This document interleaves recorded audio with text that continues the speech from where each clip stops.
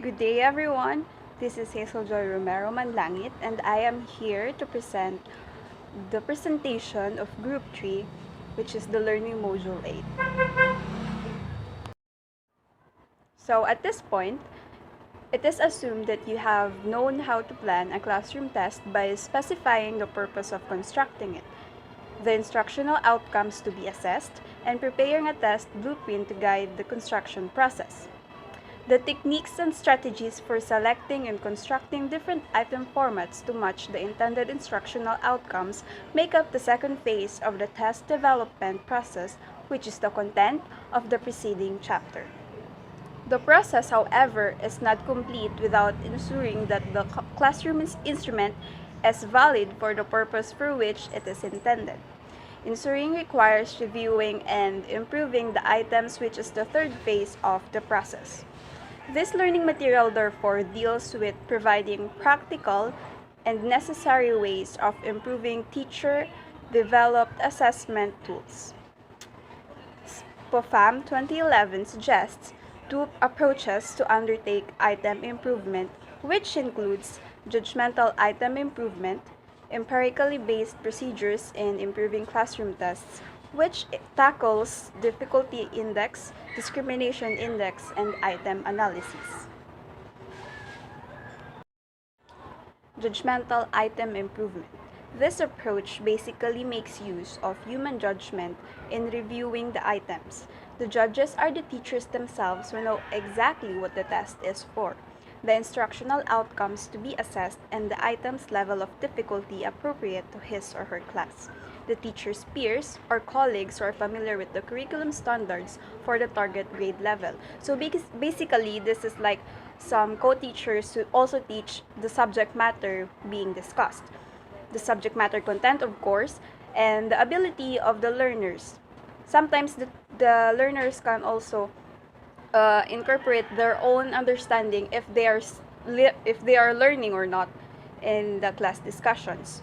And the students themselves, like I said, who can perceive difficulties based on their past experiences. Teacher's own review. It is always advisable for teachers to take a second look at the assessment tool he or she has devised for a specific purpose. To presume perfection right away after its construction may lead to failure to detect shortcomings of the test or assessment task.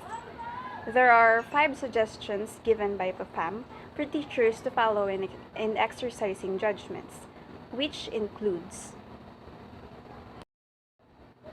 Number 1, adherence to item-specific guidelines and general item writing commandments.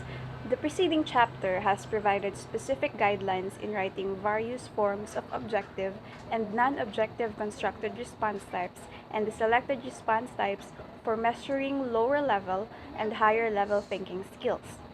These guidelines should be used by the teachers to check how good the items have been planned and written, particularly in their alignment to intended instructional outcomes. And number 2, contribution to score-based inference.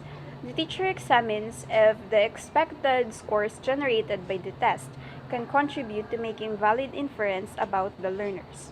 Can the scores reveal the amount of learning achieved or show what have been mastered? Can the score infer the student's capability to move on to the next instructional level? Or rather, the scores obtained do not make any difference at all in describing or differentiating various abilities. Accuracy of content.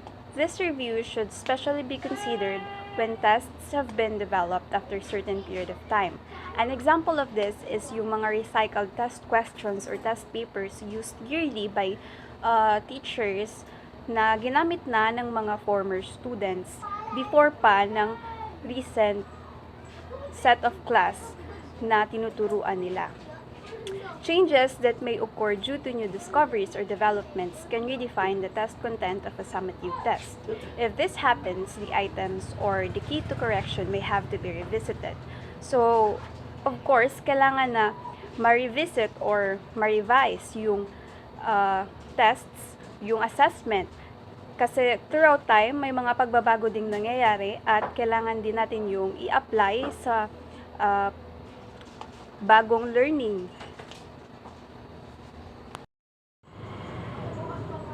Absence of content gaps. This review criterion is especially useful in strengthening the score-based inference capability of the test.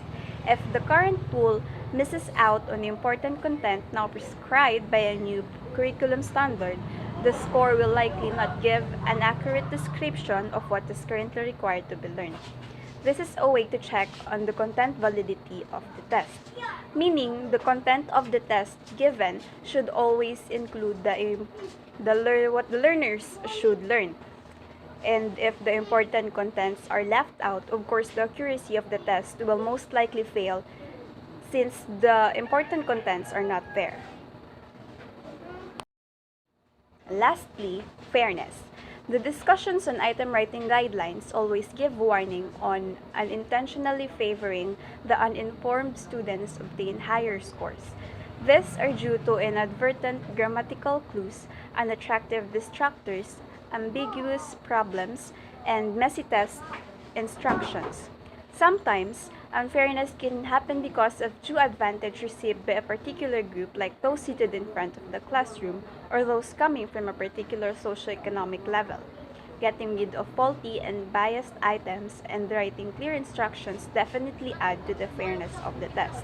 So, of course, as pre-service teachers, we should not practice biases and unfair treatment towards our students.